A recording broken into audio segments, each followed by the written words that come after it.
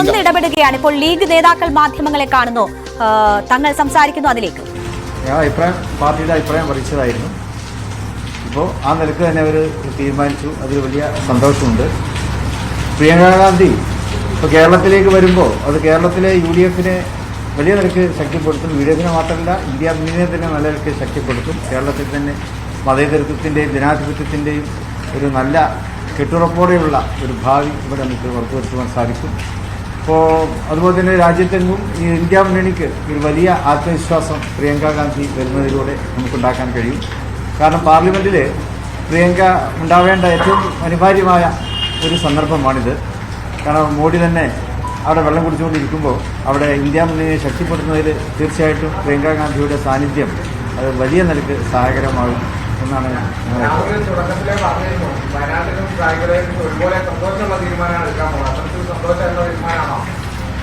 രാഹുലും പ്രിയങ്കയും എന്ന് പറഞ്ഞാൽ ഇന്ത്യൻ നാഷണൽ കോൺഗ്രസിനെ സംബന്ധിച്ചിടത്തോളം അവരുടെ ഏറ്റവും അവസാന വാക്കുകളിൽപ്പെട്ടവരാണല്ലോ.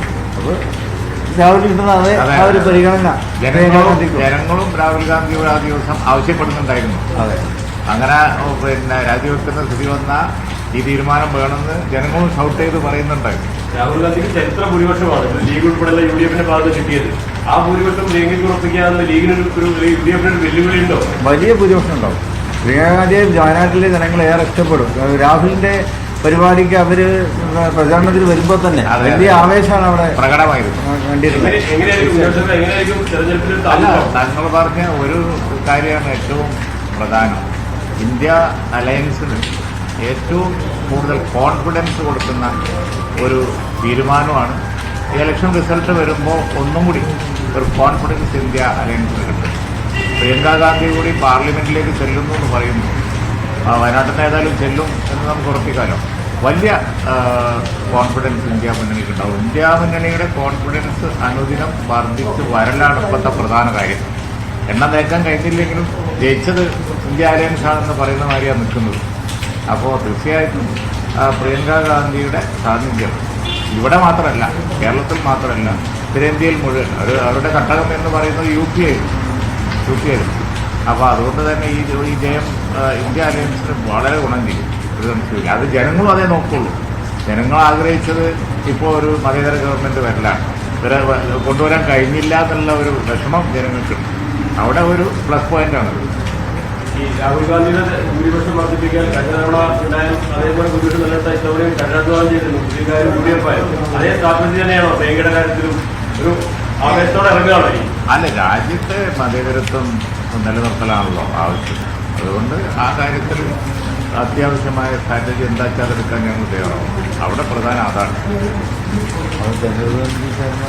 അതെ, തങ്ങൾ നേരിട്ട് രാവിലെ ആദ്യം വന്നപ്പോൾ തങ്ങൾ നേരിട്ട് ആണ് വയനാട്ടിലെ ഇലക്ഷൻ കമ്മിറ്റി ചെയർമാനായത്. ഞങ്ങളതിന് കൊടുക്കുന്ന ഇമ്പോർട്ടൻസാണ്. ഇപ്പോൾ അബ്ബാസ് അലി തങ്ങളായിരുന്നു ഈ പ്രാവശ്യം. അതുകൊണ്ട് പാർട്ടി അതിന് കൊടുക്കുന്ന ഇമ്പോർട്ടൻസാണ്. ഞങ്ങൾ ഒരു വയനാട്ടിലെ തെരഞ്ഞെടുപ്പായിട്ടല്ല ആ തെരഞ്ഞെടുപ്പിനെ കാണുന്നത്. ഇതുവരെ ജയിച്ചു നോക്കുന്നത് തെരഞ്ഞെടുപ്പ് നൽകി അതിന്റെ പ്രാധാന്യം പാർട്ടി കണക്കിലെടുത്തുകൊണ്ട് തന്നെ അവിടെ പ്രവർത്തിക്കും.